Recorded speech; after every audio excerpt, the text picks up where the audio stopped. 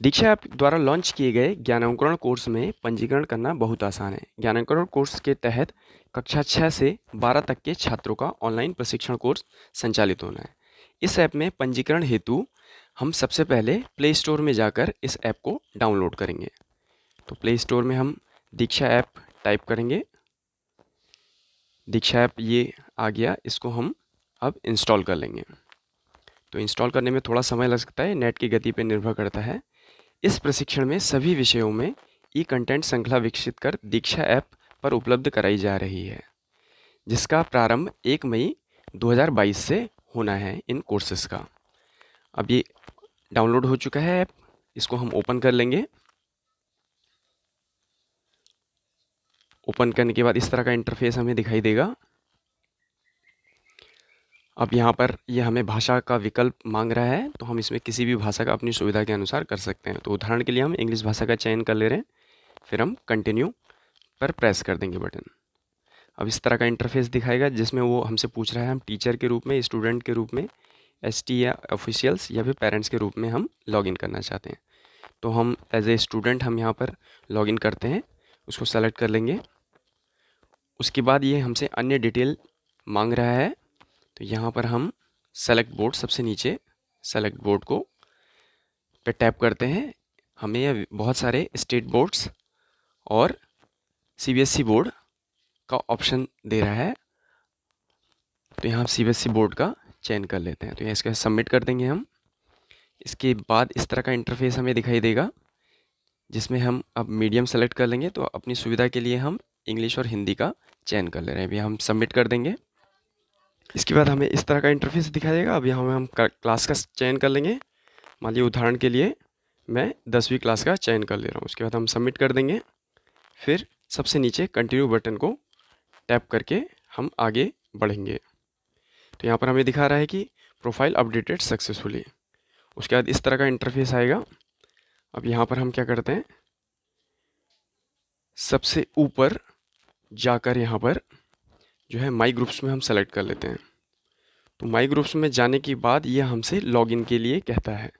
तो लॉगिन पे हम टैप करेंगे और हमारे पास 3 विकल्प आ रहे हैं कि login with Diksha, login with stage system, sign in with Google. तो साइन इन विद गूगल जो है काफ़ी आसान रहता है, क्योंकि हमारा अकाउंट यहाँ पर बना होता है और पासवर्ड हमारा जनरेट रहता है। तो हम यहाँ साइन इन विद गूगल पे टैप कर लेते हैं, तीसरे विकल्प पे। उसके बाद ये हमसे अकाउंट मांगता है, तो हम किसी भी अकाउंट का, जीमेल अकाउंट का हम चयन कर लेंगे सिलेक्शन। और उसके बाद जो है हम टैप करने के बाद इस तरीके से वह प्रोसेस करता है आगे बढ़ने के लिए। इसके बाद हमें इस तरह का इंटरफेस दिखाई देगा, जिसमें वो इस ऐप को यूज़ करने के लिए टर्म्स एंड कंडीशन को एग्री करने के लिए कहता है। हम सबसे नीचे यहाँ पर इसको हम टैप करके हम टर्म्स एंड कंडीशन को स्वीकार कर लेंगे और कंटिन्यू बटन प्रेस कर देंगे। इसके पश्चात अब वह फिर से हमसे जो है टीचर, स्टूडेंट, एसटीएन ऑफिशियल्स और पेरेंट्स किन्हीं एक रूप में से सेलेक्ट करने के लिए कहता है। तो इसमें थोड़ा सा समय लग सकता है। इसके पश्चात जो है हमें स्टूडेंट के रूप में हमने लॉगिन किया था, तो स्टूडेंट के रूप में हम लॉगिन करके कंटिन्यू करेंगे।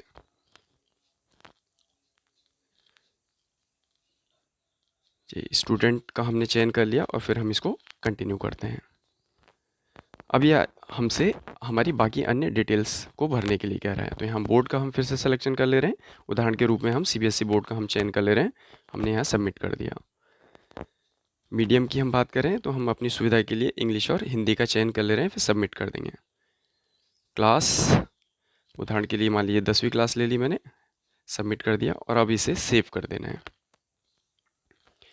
प्रोफाइल अपडेटेड सक्सेसफुली ये दिखा रहा है। अब यहाँ हम बाकी डिटेल्स को अपने भर लेंगे। तो यहाँ हमारी अन्य डिटेल, स्टेट्स और डिस्ट्रिक्ट हमारा पहले से ही चयनित है। अब ब्लॉक जो है हम भर दे देंगे यहाँ पर। तो मान लीजिए उदाहरण के लिए मैं सितारगंज ब्लॉक का चयन करता हूँ, तो सबमिट कर दिया यहाँ पर। उसके बाद एक क्लस्टर, क्लस्टर का मतलब होता है कुछ स्कूलों को लेकर जो है एक केंद्र बनाया जाता है, उसी को क्लस्टर कहते हैं। तो आप देख लीजिए, आप अपने पेरेंट्स से, अपने टीचर से आप पूछ सकते हैं कि आपका विद्यालय कौन से क्लस्टर में आ रहा है, संकुल में आ रहा है। तो यहाँ पर मान लीजिए मैं उदाहरण के लिए शक्ति फार्म नंबर 1 संकुल का चयन कर रहा हूँ। इसके बाद हम इसको सबमिट कर देंगे। अब आपका स्कूल उस संकुल में होगा तो उसके बाद जो लिस्ट आएगी उसमें से आप अपना विद्यालय आप चयन कर लेंगे। तो मान लीजिए मैं गवर्नमेंट इंटर कॉलेज रुद्रपुर का चयन कर रहा हूँ, मैं यहाँ सबमिट कर देंगे। इस तरीके से फाइनली हम फिर से सबमिट कर देंगे और इस तरीके से हमारी जो इन्फॉर्मेशन है वो संरक्षित होगी। उसके बाद ये कह रहा है कि सेलेक्ट ईयर ऑफ बर्थ, तो आप क्या करेंगे, अपना ईयर ऑफ बर्थ आप यहाँ से चयन करके इसे सेलेक्ट के, मान लीजिए मैं 2009 का चयन कर रहा हूँ। तो हमने सबमिट कर दिया। तो इस तरीके से हमारी ये प्रोफाइल जो है अपडेट हो चुकी है।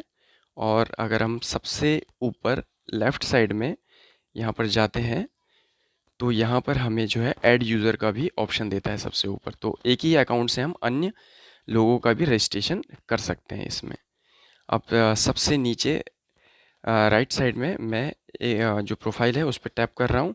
तो इस तरीके से हम देखते हैं कि हमारी जो इन्फॉर्मेशन है वह स्टोर हो चुकी है और इसको हम कभी भी जो है एडिट कर सकते हैं। तो यहाँ सबसे ऊपर जो है दीक्षा आईडी दिखा रहा है हमारी, जो है वो TTU_2BDK करके ये आईडी बनी हुई है हमारी। तो इस दीक्षा आईडी का यूज़ करके हम कभी भी इसमें लॉगिन कर सकते हैं और इनके कोर्सेज़ को हम यूज़ कर सकते हैं।